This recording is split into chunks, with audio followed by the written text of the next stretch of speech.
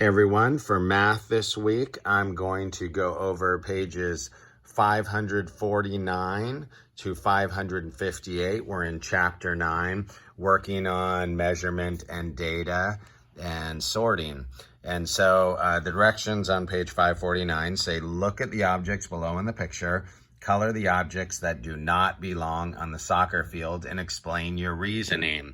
Well, what would you expect to find on the soccer field? You'd find the soccer ball, the cleats would be there, the goal, but not the zebra, the shopping cart, the chair, or the computer keyboard. So you simply color the objects that do not belong, and hopefully a little bit neater and staying in the lines. Oh, I forgot the chair, but I'm trying to do it fast so I can explain this all in a short amount of time. So those are the four that you wouldn't. On the back, on page 550, it's the same thing. It just says, look at the objects below the picture, color the objects that do not belong in the park. Well, I would start by saying, what would you expect to see in the park? The bird, the trash can, the slide, the picnic table, maybe the sign, things like that. Even the bike rack and the bike, you might see there. But I wouldn't expect to see someone's doghouse, toothpaste, the lamp, or the toaster. So you're simply going to color those items that don't belong. Page 551 is sorting by size. Now the directions say to use buttons, but you can use any household object. I grabbed Legos. You could use coins using dimes and quarters or dimes and nickels. It says to grab 6 total and make sure 4 of them are one size and 2 of them are the other. So you simply have the kids group them, even though they're the same color, group them by size, as I'm doing here.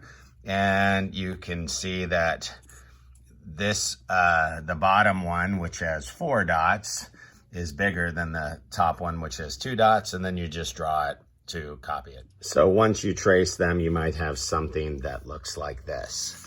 Okay. Then on the back, on page 552, it says, for number 1, the beach balls were sorted by size. Trace the X's to show how the beach balls were sorted. So they would trace the X's and say, okay, why do these ones have X's? Oh, they're the big beach balls. So these one, all the big ones we put an X on, and the other ones we left as is. So on number 2 and 3, it says to sort the objects by size and draw X's to show how you sorted. So we're going by size, not color. So your student might decide to X the small ones or X the big ones. It doesn't matter as long as all the small ones are have an X, or all the big ones are X'd. Same thing down here. They might say, oh, I'm going to X the big ones. Okay, so the big ones are sorted because have an X because they're big ones, and the ones without are small ones. Same thing on page 553. You decide how you want to sort them. So you start with the drinks, and maybe they'll want to X the big drinks, but it doesn't matter, or small ones. The main thing is we're focusing on size, not color. Maybe X the baby elephant, the small elephant. The big ones are not, and maybe the big trees and the small ones are not. Page 554 is a little more interesting. There's some pictures there to color, and it says, look at the pairs of objects, describe their sizes, sort the objects by size, color the large objects purple and the small objects yellow. So here you see 2 octopi, and it says to color them purple. The big one's purple, so you'd color this big one purple, and the little one you would color yellow. So in the end, hopefully they'll do it a lot neater. I did it super fast, but all the big ones would be colored purple, like the big dolphin, the big fish, the big seahorse, the big octopus, the big clam, and the big seaweed. And the smaller ones of all those you would color yellow, but I don't have a yellow with me. Page 555 is more of the same. You're going to, again, it's sorting by size. So you're going to X either the big ones or the little ones, however you want to. So you let the kids decide. Maybe they'll say, oh, I want to X the big hats. So they will X the big ones. Why'd you X them? Oh, because they're bigger than the others. Same thing over here. They can put X's on the big shoes or the little shoes, doesn't matter, as long as they're showing that they can sort. And same thing on the back. So they'll sort and X the buttons. I sorted the little buttons here.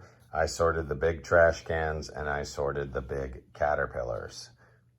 Our last 2 pages of the week are just to check my progress to see how they're doing. So you can help them with the directions or show them this video.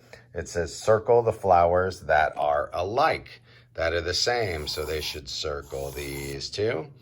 Then for number 2, it says sort the pillows by size, draw X's on the pillows to show how you sorted. So again, we're doing it by size. So maybe they'll do, oh, why'd you X all those? Because they're the bigger ones. And then for number 3, it says circle the objects that are alike, draw an X on the one that's different. So this might be a little confusing because they've been Xing before, but they're going to circle the ones that are the same and X the one that's different. Little review there. For 4 and 5, the directions say to circle the objects that are alike, X the one that's different, circle the objects that are alike, X the one that's different. And then on number 6, it says sort the bugs by size, draw X's to show how you sorted. So I sorted the big ones, and that's how you do the math for this week. If you have any further questions, feel free to email me or dojo me, and I will get back to you.